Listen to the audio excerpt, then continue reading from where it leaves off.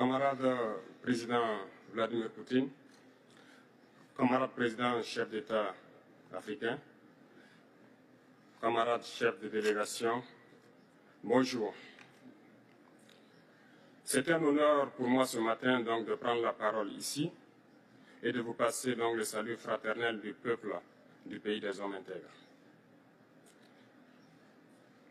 C'est aussi le lieu pour moi, avant tout propos, de rendre grâce à Dieu, Dieu Tout-Puissant qui nous a permis de nous réunir ici ce matin en bonne santé pour parler de l'avenir et du bien-être donc de nos peuples. Je m'en vais m'excuser auprès des anciens que je pourrais vexer dans mes propos à venir. Africanité oblige, les droits d'aînesse, je me dois de m'excuser. Camarades, j'ai quelques questions donc de ma génération, mille et une questions qu'on se pose. Mais nous n'avons pas de réponse. Et il se trouve qu'ici, nous pouvons laver donc notre linge sale parce qu'on se sent en famille. On se sent en famille en ce sens que la Russie est une famille aussi pour l'Afrique. C'est une famille parce que nous avons la même histoire. La Russie a consenti d'énormes sacrifices pour libérer le monde du nazisme pendant la Seconde Guerre mondiale. Les peuples africains, nos grands-pères, ont été déportés de force aussi pour aider l'Europe à se débarrasser du nazisme. Nous partageons la même histoire en ce sens que nous sommes les peuples oubliés du monde.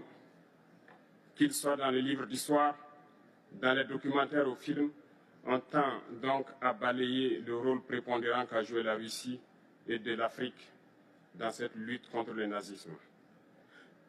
Nous sommes ensemble parce que, actuellement, nous sommes là pour parler de l'avenir de nos peuples,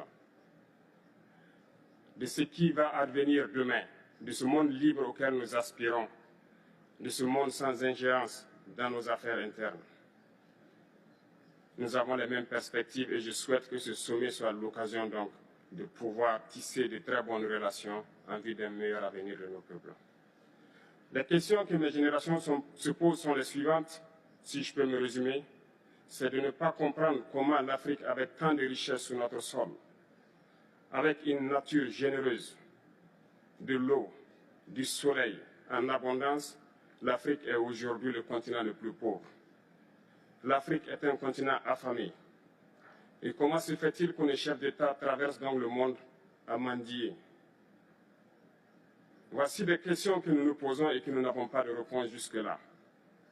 Nous avons l'occasion de tisser de nouvelles relations. Et j'espère que ces relations puissent être les meilleures pour donner un meilleur avenir à nos peuples. Ma génération me charge aussi de dire que, par ce fait de pauvreté, ils sont obligés de traverser l'océan pour essayer de rallier l'Europe. Ils meurent dans l'océan. Mais que prochainement, ils n'iront pas traverser parce qu'ils viendront devant nos palais pour chercher leur pitance quotidienne. Pour ce qui concerne le Burkina Faso, aujourd'hui, nous sommes confrontés depuis plus de 8 ans à la forme de manifestation la plus barbare, la plus violente du néocolonialisme, de l'impérialisme. L'esclavage qu'on tend encore à nous imposer. Nos dévanciers nous ont bien appris une chose. L'esclave qui n'est pas capable d'assumer sa révolte ne mérite pas que l'on s'apitoie sur son sort. Nous ne nous apitoyons pas sur nos sorts, on ne demande pas que quelqu'un s'apitoie sur notre sort. Le peuple burkinabé a décidé de lutter contre l'île terroriste en mesure de relancer son développement.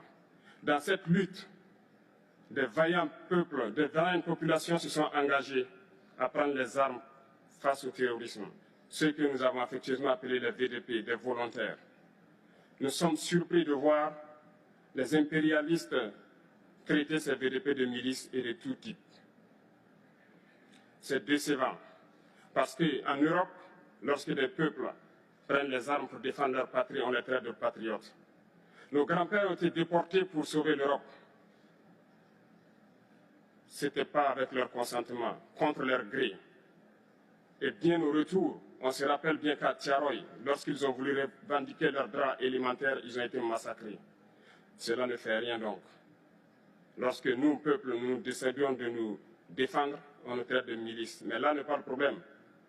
Ce qui est le problème, c'est de voir des chefs d'État africains qui n'apportent rien à ces peuples qui se battent, mais qui chantent la même chose que les impérialistes en nous traitant de milices, en nous traitant donc d'hommes qui ne respectent pas les droits de l'homme. De quels droits de l'homme parle-t-on? Nous nous offusquons contre cela et c'est honteux. Il faut que nous, chefs d'État africains, nous arrêtons de nous comporter donc en marionnettes qui dansent à chaque fois que les impérialistes tirent sur les ficelles. Hier, le président Vladimir Poutine a annoncé donc l'envoi des céréales en Afrique. Nous sommes bien contents. Nous lui disons merci pour cela. Mais aussi, c'est un message passé à nous, chefs d'État africains, parce qu'au prochain forum, nous ne devrons pas venir ici sans avoir assuré, pour ceux qui ne connaissent pas la guerre, l'autosuffisance alimentaire de nos peuples. Nous devons prendre l'expérience de ceux qui ont pu déjà atteindre cela en Afrique, tisser de bonnes relations ici et tisser de meilleures relations avec la Fédération de Russie pour pouvoir assouvir les besoins de nos populations. Je ne serai pas peut-être long, le temps imparti est très court. Nous sommes obligés de nous arrêter à un moment donné. Mais je voudrais terminer en disant que nous devons donc rendre hommage à nos peuples qui se battent. Gloire à nos peuples, dignité à nos peuples, victoire à nos peuples. La patrie ou la mort, nous vaincrons. Merci, camarades.